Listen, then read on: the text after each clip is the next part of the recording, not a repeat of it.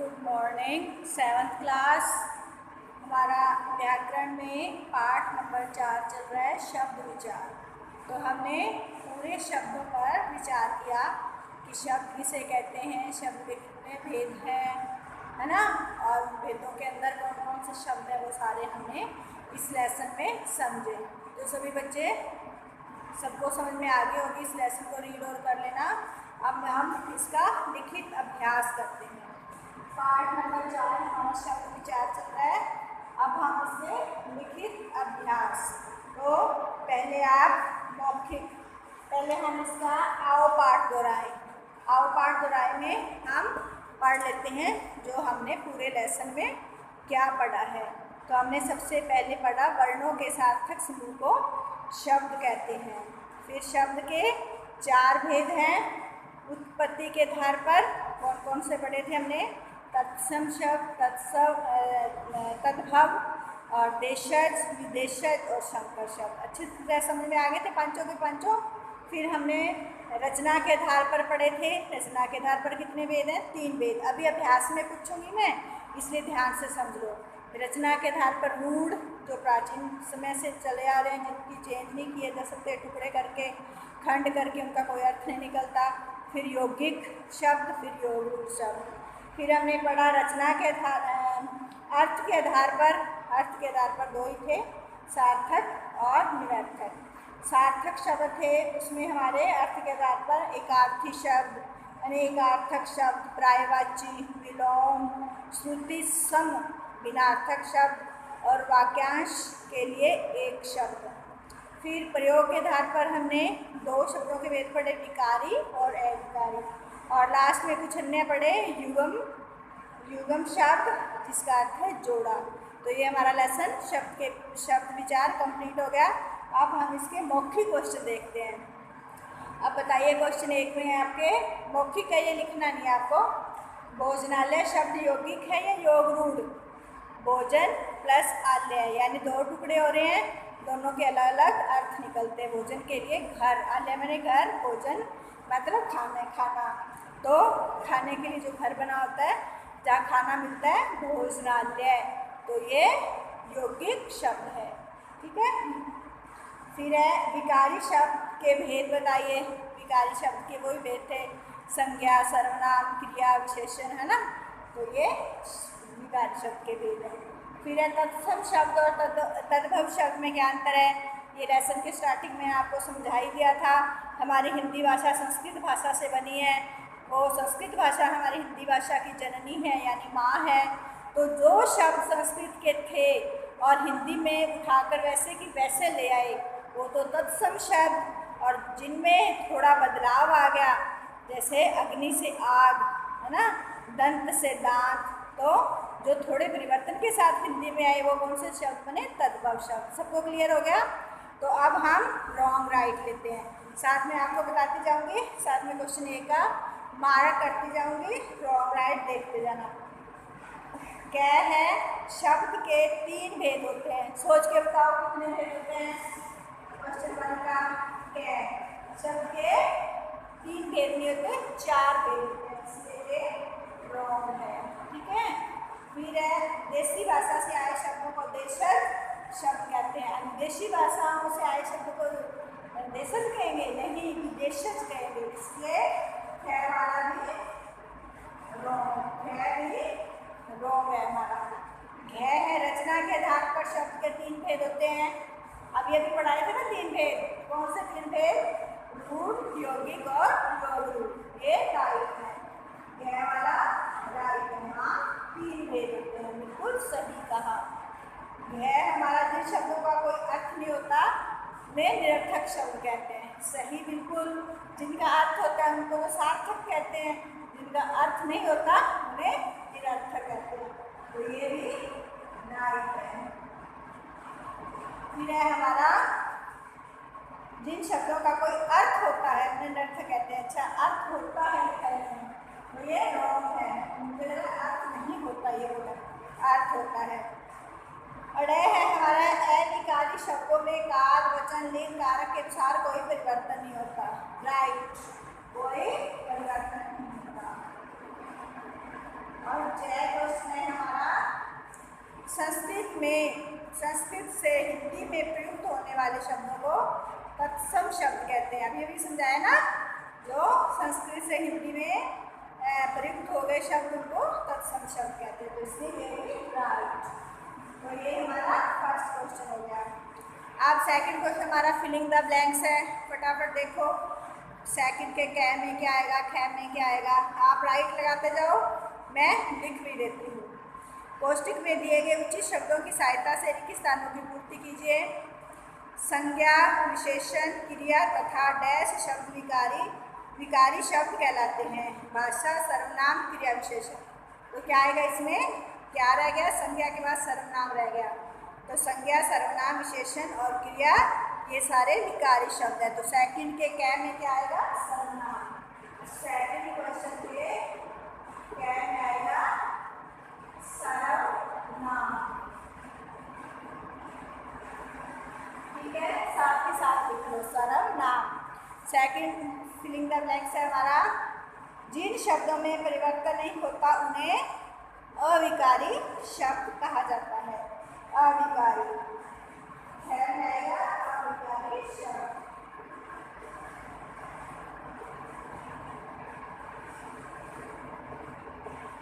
यह क्वेश्चन है हमारा, रचना के देसी बोलियों से हिंदी में आए शब्द, देसी भाषा से आए जो देशज कहलाएंगे। तो देशज,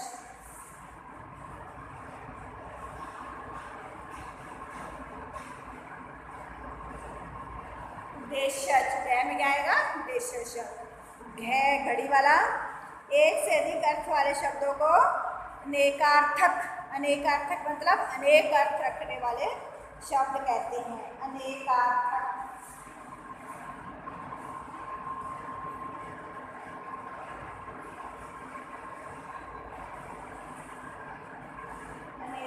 अनेकार्थक शब्द कहते हैं। अब हमारा नेक्स्ट है क्वेश्चन नंबर 18। संस्कृत भाषा से ज्यों के त्यों हिंदी में प्रयुक्त होने वाले शब्दों को तत्सम शब्द कहते हैं। कौन से शब्द कहते हैं, तत्सम। मुझे लगता है बच्चों को तद्भाव और तत्सम तो अच्छी तरह याद हो गए होंगे ना। तो तत्सम शब्द। फिर लास्ट है, जो लिंग वचन काल के अनुसार बदलते हैं उन्हें विकारी कहते हैं, विकारी शब्द कहते हैं। चरण आएगा विकारी।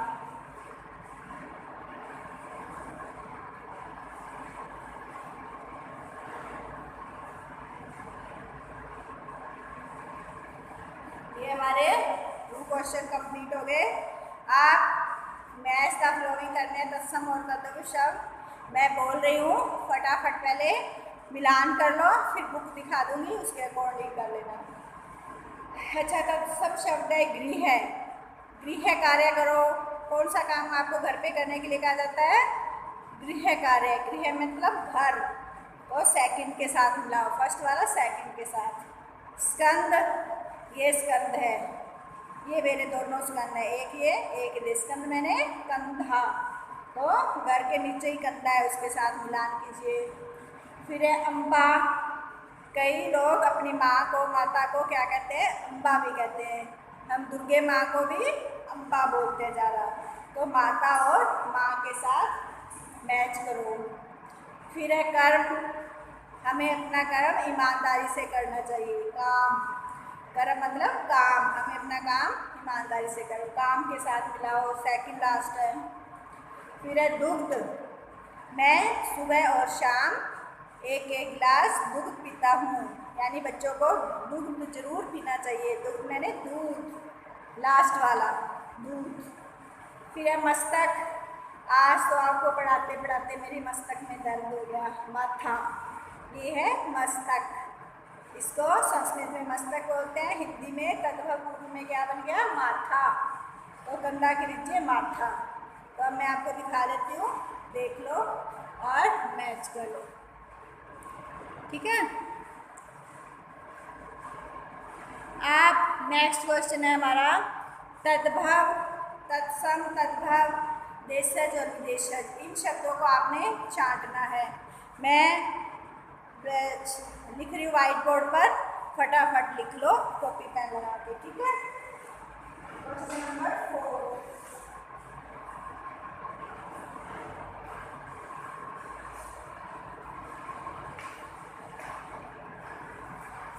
क्वेश्चन नंबर 4 लिखिए। तत्सम शब्द दिखाई दे रहा है इधर से, तत्सम शब्द ये है हमारा क्वेश्चन नंबर 4। क्वेश्चन नंबर 4 तत्सम शब्द है श्वेत, दधी, दधी मैंने दही, सर, सर मैंने शाम, और अग्नि, अग्नि मतलब आग। ये संस्कृत में जैसे है वैसे के वैसे हिंदी में आ गए। अब हमारे धर्म शब्द है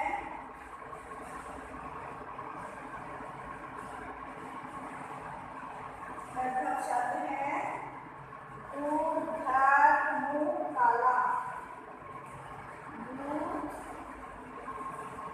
घर, मुंह और काला। मुंह हिंदी शब्द भी हो सकता है और संस्कृत भी, परंतु हिंदी में भी चल रहा है।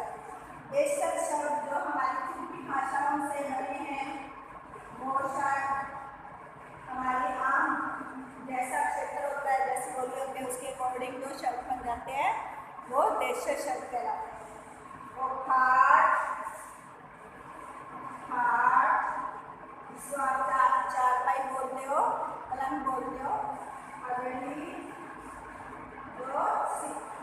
जो हम सिर पे बांधते हैं, पगड़ी पूरे के सिर पे बांधी जाती है। खिचड़ी, दाल चावल बनाती मम्मी बनाती है, कई बाजरे की खिचड़ी भी बनाते हैं। खिचड़ी के बाद है झुग्गी, झुग्गी चौके में लोग रहते हैं ना, झुग्गी। और लास्ट है हमारा डिबिया, छोटी सी डिबिया होती है ना, जिसमें मम्मी गाजर डाल देती है।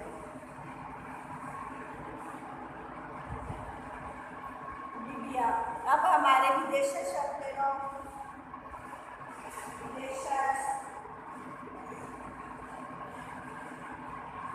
सबसे पहले चाय शब्द हिंदी भाषा से आया, डॉक्टर अंग्रेजी भाषा से आया, इंजीनियर, इंजीनियर कौन से शब्द से आया, engineer. Bank, clerk,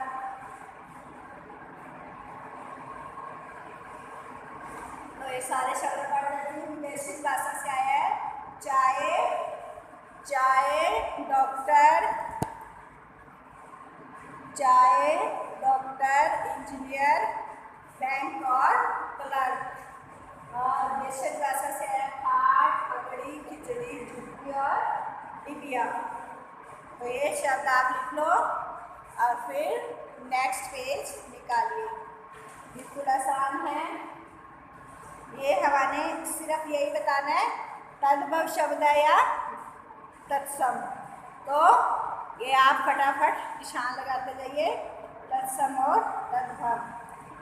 question number 5 का मैं बोल रही हूँ, साथ के साथ लिख लो, सामने वाली जो लिखे हुए शार्पट पर वो भी लिखते जाइए। आज वर्षा होने के आसार दिखाई दे रहे हैं, तो वर्षा, वर्षा तत्सम शब्द है, हिंदी में हम बरसात बोलते हैं, ठीक है। उसने अग्नि प्रज्वलित की यानी आग जलाई, तो आग तो तद्भव है, परंतु अग्नि तत्सम, तो शुरू वाले दोनों तत्सम शब्द है। आज उसके घर में पूजा है, घर कौन सा शब्द है, अभी गृह आया था ना, गृह, गृह था संस्कृत, तो घर है तद्भव शब्द। सूर्य सदा पूर्व दिशा में निकलता है, तो सूर्य है संस्कृत शब्द है, और सूरज ये हिंदी शब्द है दिवाकर, तो ये भी तत्सम शब्द। यह लड़का बहुत दुबला है, दुबला मतलब कमजोर है, तो ये भी तद्भव शब्द है। अब है रूढ़, यौगिक और योगरूढ़ शब्दों के दो उदाहरण लिखो। तो ये आपके लेसन के अंदर जो दो दो शब्द है ना वो ही है। कहो तो मैं लिख दूँ, नहीं तो बोल देती हूँ। रूढ़ शब्द में सेना और हाथी लिख लेना, वही जो बुक के अंदर है। यौगिक में भोजनालय, हिमालय, पुस्तकालय, कुपुत्र, सुपुत्र, ये शब्द लिख लेना। योग रूप में जलस, पीताम्बर, है ना, जो बुक में आए हैं वो लिख लेना। फिर निम्नलिखित प्रश्नों के उत्तर दो। शब्द किसे कहते हैं, समझ में आई क्या सबको? वर्णों के सार्थिक समूह को शब्द कहते हैं। शब्दों के वर्गीकरण कितने आधार पर हैं?